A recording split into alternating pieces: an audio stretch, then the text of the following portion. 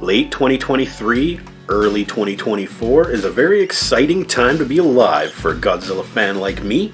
I guess you could say I got a little bit of Godzilla fever right now, and the only cure is more Godzilla. So how about 2016's Shin Godzilla?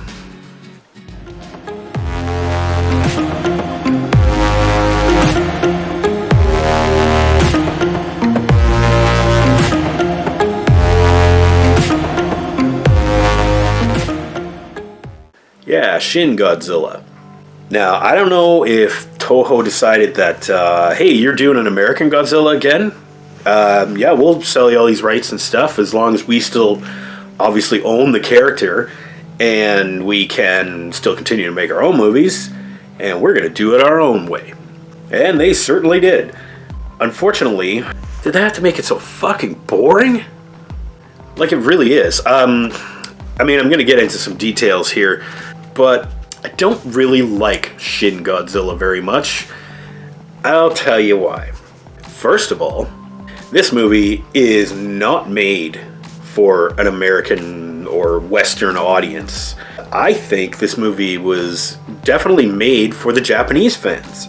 And that is, I totally respect that. The thing is, it's just, I find it kind of unrelatable.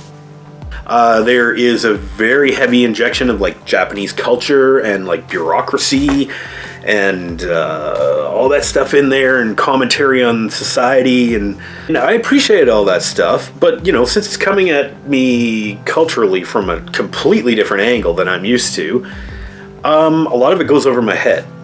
Now, from what I understand, the whole movie is supposed to be kind of a commentary or a critique of how the government handled things with the triple disaster, earthquake, tsunami, and nuclear meltdown of the whole disaster that took place, the Fukushima disaster.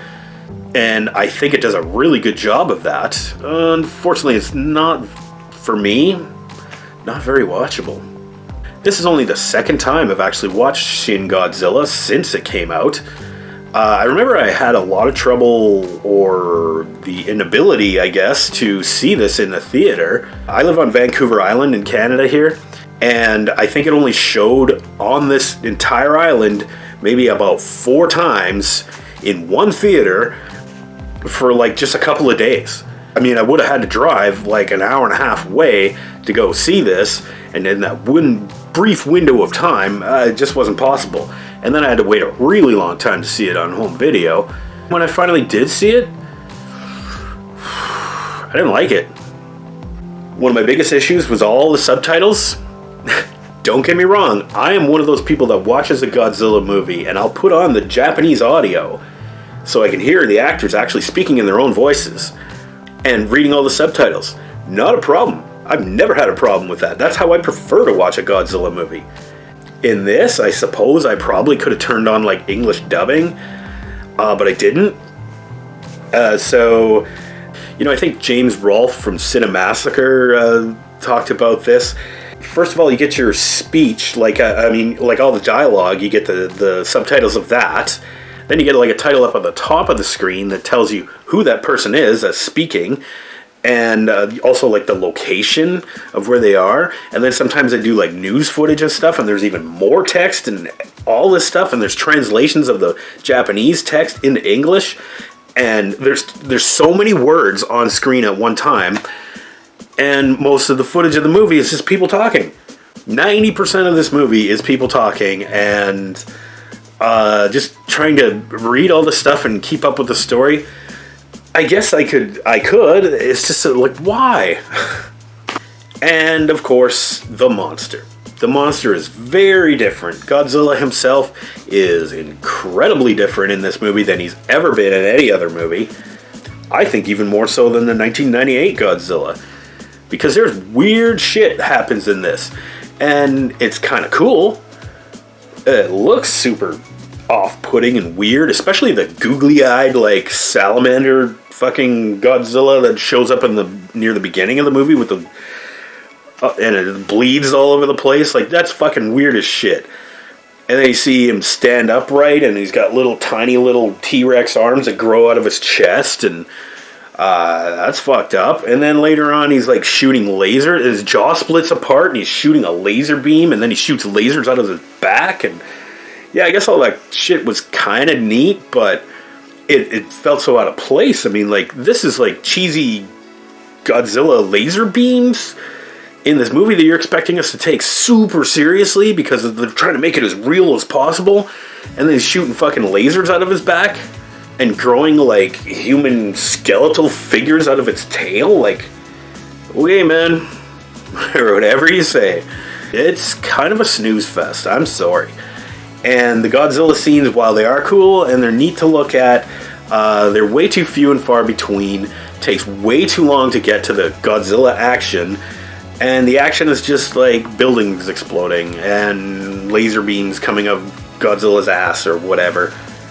I don't know. I thought, the payoff was not worth the build-up in this movie. I would never give a Godzilla movie an F. Let's get that out of the way. This isn't bad. It's just boring. I mean, it's more boring than Godzilla vs. Space Godzilla, which I gave a pretty low rating at a C. But there's enough neat stuff in there to just make it just a little bit low. I'm not going to say more watchable, because I've seen Godzilla vs. Space Godzilla more times. It's a far better movie than Godzilla vs. Space Godzilla. But I'm going to watch this one a whole lot less. This one, I'm going to go out on a limb. I'm going to give it a C+. Yeah, C+, that's pretty freaking low for a Godzilla movie for me. I was just disappointed when I saw it. I mean, it's not terrible, but I don't know why everybody rates this so high, and I guess everybody's just like, oh, you just don't get it. This is a serious Godzilla movie, and it's a commentary on the bureaucracy of Japanese politics, and yeah, but who cares? I want to see a monster wrecking shit, and I got, maybe a little bit more Godzilla footage than I got in Godzilla 2014, but not enough more to make it worth sitting through all that boring crap. Like, the quality of the movie is there. I'll give it that. But just the entertainment value of this is way low. I don't care how cool you think Godzilla looks. He looks alright. But just too weird and too different. I really hope that Godzilla -1 is better than this. Because, yeah, out of the recent Godzilla movies, anything made after, 2000, this is the worst one. That's my opinion. I like my monster movies silly, and this wasn't silly at all. And maybe that's the problem. That's why I gave it a C+. So until the next Monster Fest, stay safe and have a good one.